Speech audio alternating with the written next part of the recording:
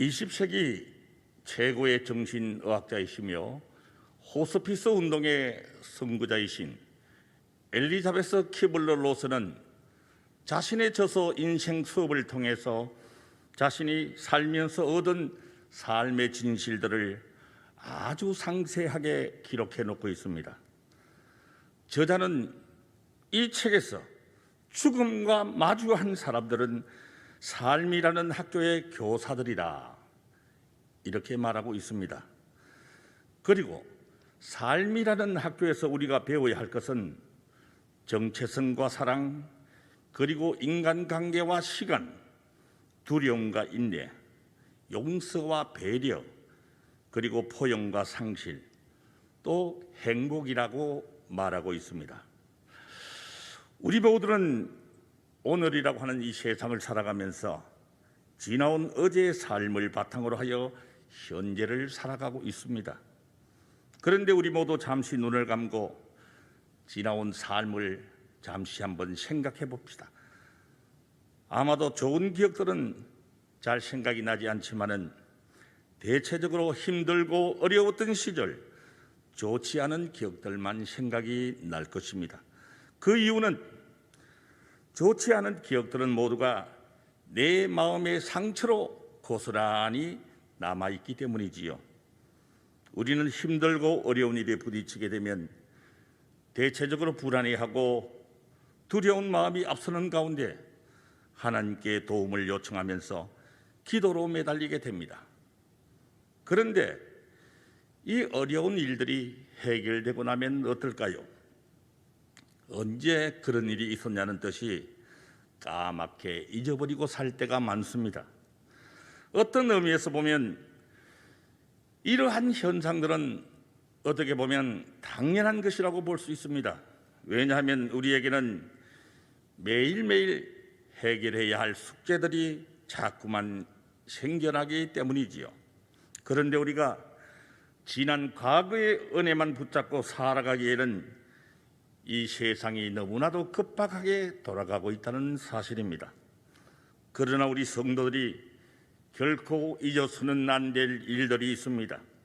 그것은 바로 하나님께서 우리에게 베풀어 주신 은혜입니다.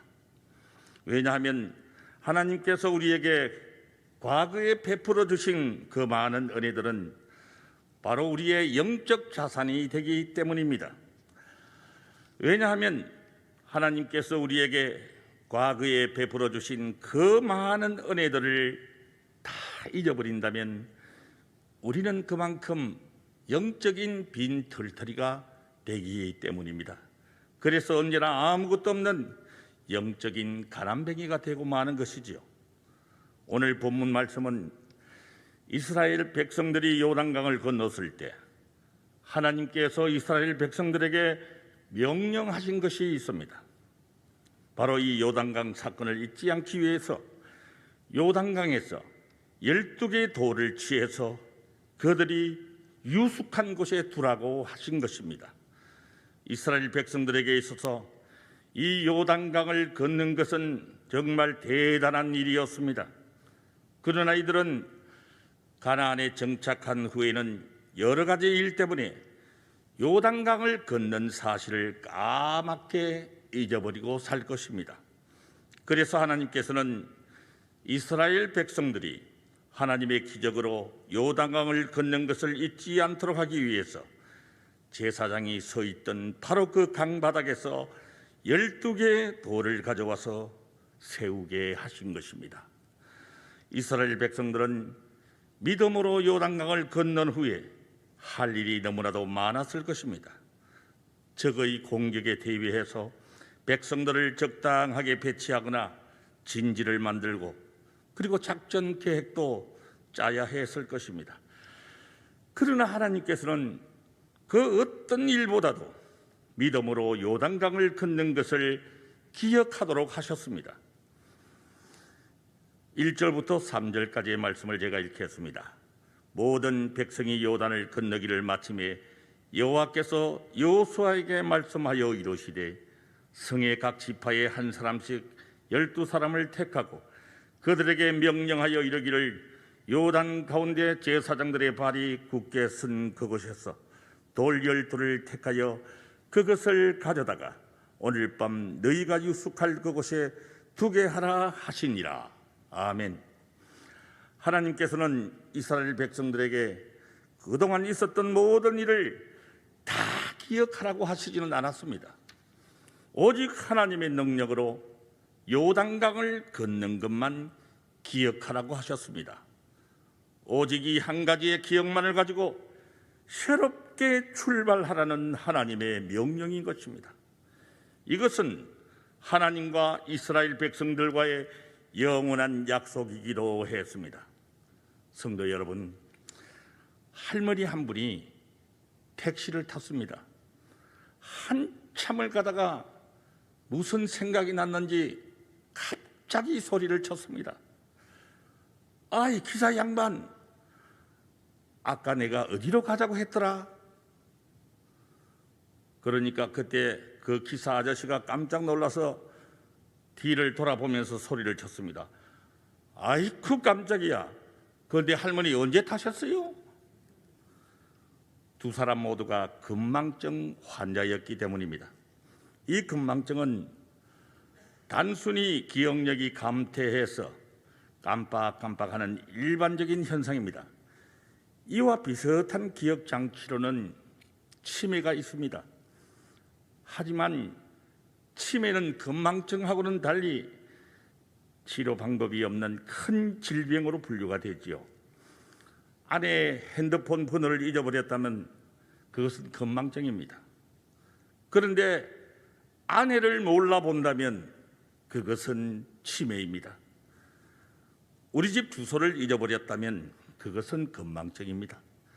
그러나 우리 집이 어디인지를 잊어버렸다면 그것은 분명 치매입니다. 그래서 사람들은 말합니다. 내가 늙어도 치매만큼은 안 걸려야 할 텐데. 이처럼 사람은 기억하는 존재입니다. 우리는 지나온 과거를 기억하며 삽니다. 우리 기독교인들의 기억은 대략 세 종류로 나눌 수 있다고 합니다. 첫째는 예수를 믿지 않을 때 많은 죄를 지었던 부끄러운 기억들이지요. 이 시절의 기억은 모두가 부끄러운 기억들 뿐입니다. 물론 좋은 추억들이 없는 것은 아니지만은 그것마저도 신앙의 눈으로 본다면 아무런 의미가 없는 것들입니다. 둘째는 신앙생활할 때 좋은 기억과 내가 부족해서 실수했던 부끄러운 기억들이 섞여 있는 것입니다. 그런데 이때 기억에 더 강하게 남는 쪽은 부끄러운 쪽 기억들입니다. 사실은 우리가 예수를 믿는다고는 하지만은 실제 영적으로는 어린아이입니다. 그래서 우리는 과거에는 어린아이였기 때문에 실수할 수밖에 없습니다. 그러나 그런 것들이 우리 마음속에 아픈 상처로 남게 됩니다. 셋째는 하나님이 주시는 아주 좋은 하나님의 은혜의 기억들입니다. 부흥에 참석을 해서 은혜를 받았던 기억, 혹은 기도하는 가운데 뜨거운 성령을 체험한 기억, 그리고 혹은 어려운 가운데 경제적인 큰 어려움을 해결해 주신 그러한 기억들입니다. 그러나 우리는 이러한 하나님의 은혜에 감사하기는 하지만은 얼마 가지 않아서 모두 다 잊어버리고 살아갑니다. 그러나 우리는 이 은혜들을 반드시 기억해야 합니다. 여기에서 우리가 알아야 할 것이 있습니다. 우리에게 좋지 못한 기억들이 한편으로는 우리를 겸손하게 하지만은 다른 한편으로는 영적인 독이 될 때가 있습니다. 그러므로 그러한 기억들은 우리로 하여금 하나님 앞에서 은혜 받을 때 담대하지 못하게 하고 마치 죄를 지은 아담처럼 하나님을 피하여 숨게 만듭니다. 하나님께서 여호수아에게 지시하기를 이스라엘 12지파에서 한 사람씩 대표를 뽑아서 요단강의 돌을 하나씩 짊어지고 나오게 했습니다. 하나님은 그 돌들을 그들이 처음 잤던 길갈에 두게 하셨습니다. 이스라엘 12지파가 하나씩 지고 나온 것입니다. 결국 이스라엘 12지파가 이 굳건한 믿음을 가지고 나아가기만 하면 한 지파도 실패하지 아니하고 모두 다 성공할 것을 약속하신 것입니다. 이 12개의 돌은 하나님이 선물로 주신 기념비였습니다. 그것은 행복한 내일이 오더라도 고난과 고통 속에서 보낸 오늘을 결코 잊어서는 안 된다는 하나님과 이스라엘 백성들 간의 영원한 약속의 기념비였습니다. 마치 이스라엘 백성들을 학살한 나치의 만행을 기억하기 위하여 세운 야드바셈의 기념관 벽에 새긴 글자처럼 말입니다. 우리는 용서할 수 있다. 그러나 잊을 수 없다. 그렇습니다. 지나온 역사를 영원히 잊지 않고 마음판에 새기기 위하여 기념비와 기념석은 이러한 역할을 합니다. 다음 세대에게 그 아픈 역사를 잊지 않게 하는 중요한 역할을 하게 됩니다. 사랑하는 성도 여러분, 드디어 이스라엘 백성은 자유를 얻었습니다. 길갈이라는 단어에는 굴러갔다라는 뜻이 있는데 정말 모든 것이 다 굴러갔습니다. 애굽에서 보낸 뼈가 녹는 듯한 노예 생활의 고통과 고난의 시간들, 광야에서의 그 힘든 여정이 다 굴러갔습니다. 이스라엘 백성이 잠시나마 감격에 사로잡혀 있을 때 하나님께서 여호수아에게 명령하셨습니다. 이번에도 이스라엘 백성은 순종했습니다. 12사람이 무거운 돌을 메고 들어가서 강 속에 기념비를 세웠습니다. 일을 마치고 강에서 나온 이들에게 또 하나님께서 물어줍니다. 여호수아가 또 요단 가운데 곧 언약궤를 맨 제사장들의 발이 쓴 곳에 돌 12를 세웠더니 오늘까지 그 위에 있더라. 아멘. 하나님은 이번에는 강밖에 기념비를 세우라고 명령하십니다. 돌을 또 하나 세우라는 것이지요. 이번에도 이스라엘 백성은 순종했습니다. 그래서 그들은 요단강 안에 하나, 요단강 밖에 하나, 이렇게 2개의 기념비를 세웠습니다. 여러분, 그런데 이 2개의 기념비의 의미가 무엇일까요? 첫 번째 기념비는 요단강 안에 세우는 기념비입니다. 이스라엘 백성이 요단강을 건널 때는 보리를 추수하는 5월쯤 되었습니다. 강물이 이 계절에는 헬몬 산으로부터 녹아내리기 시작한 눈이 큰 물이 되어서 강물이 넘칠 때입니다. 까딱 잘못하면 죽을 수도 있습니다. 그런데 이스라엘 백성들은 그 강으로 들어갔습니다. 그들이 그 강에 들어간 사건을 기념하라고 명하신 것입니다. 주님의 은혜를 잊지 말라는 것이지요. 요단강에 세운 그 돌은 나의 은혜를 영원히 잊어서는 안 된다는 하나님의 영원한 약속의 돌비인 것입니다. 성도 여러분, 주님의 은혜 중에 가장 큰 은혜가 무엇입니까? 그것은 우리 모두가 예수님과 함께 죽었다는 것입니다. 내가 그리스도와 함께 못 박혔나니. 그렇습니다. 이 말씀은 내가 죽었다는 것이 아닙니다. 예수님께서 십자가에 못 박혀 죽으셨을 때 온 인류가 함께 죽었다는 것입니다. 아담 한 사람이 죄를 지었을 때 온 인류가 함께 죽었습니다. 그러나 예수님께서 부활 성천하셨을 때 온 인류가 함께 다시 살아나신 것입니다. 이것이 우리가 받은 최고의 은혜입니다. 그래서 우리는 매일 자신을 예수 안에 죽고 다시 산 자로 여겨야 합니다. 사막의 등불이라고 불리우는 이집트의 마카리우스 수도사가 제자들에게 예수님처럼 죽지 않으면 예수님의 제자가 아니다라고 말을 하자 제자 한 명이 손을 번쩍 들고 질문을 했습니다. 스승님, 그렇다면 내가 죽는다는 말은 무엇입니까? 그러자 마카리우스는 이렇게 말했습니다. 오늘 밤 공동묘지에 가서 이 나쁜 놈들아, 이 악한 놈들아, 이렇게 소리쳐 보거라. 제자는 스승이 시키는 대로 하고 돌아왔습니다. 제자는 말했습니다. 스승님, 아무 대답이 없던데요. 그래?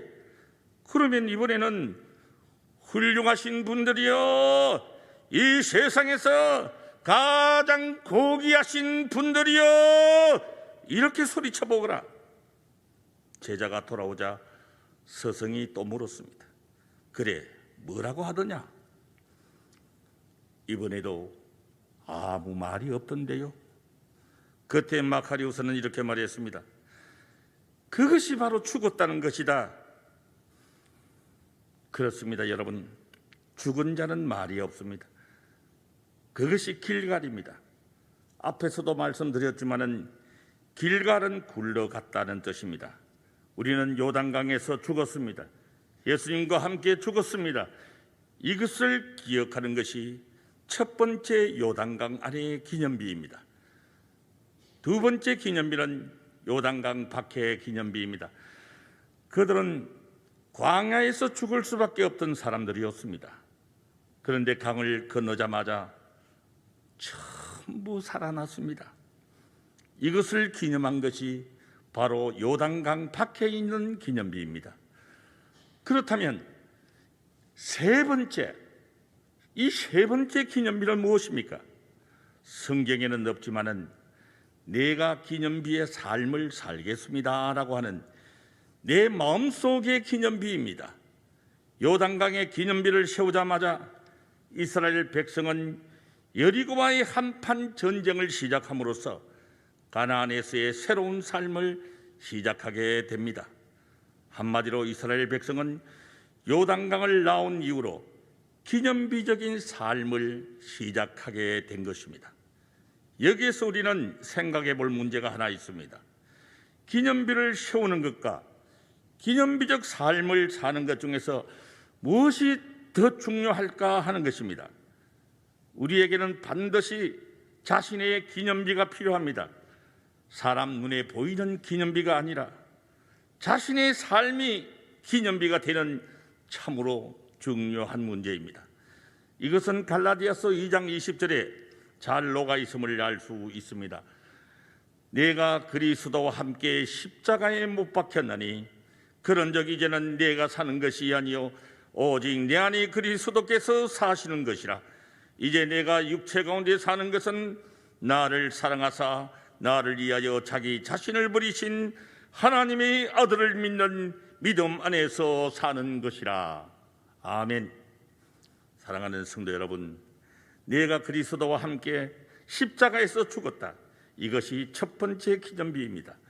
내 안에 그리스도께서 사신다. 이것이 두 번째 기념비입니다. 그리고 이제 나는 자기 몸을 버리신 하나님의 아들을 믿는 믿음 안에서 살겠다. 이것이 바로 세 번째 기념비입니다.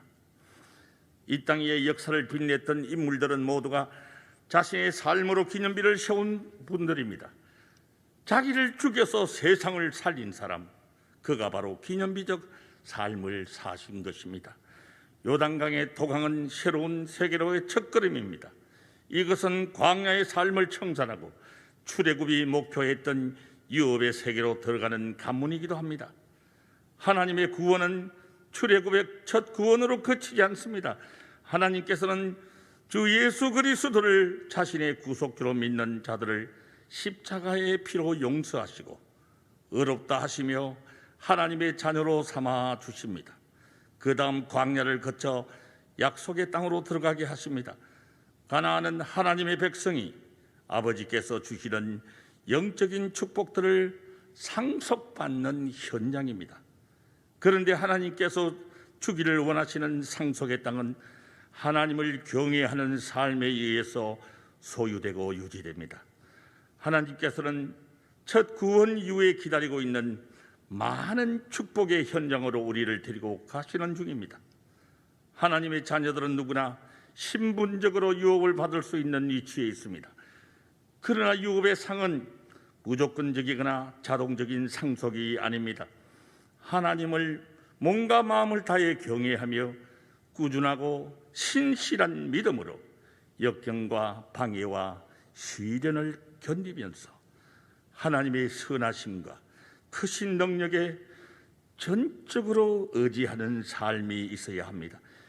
이것이 요단강을 건너는 기념석이 주는 교훈입니다. 이것이 하나님께서 우리에게 주시는 영원한 약속입니다. 아멘.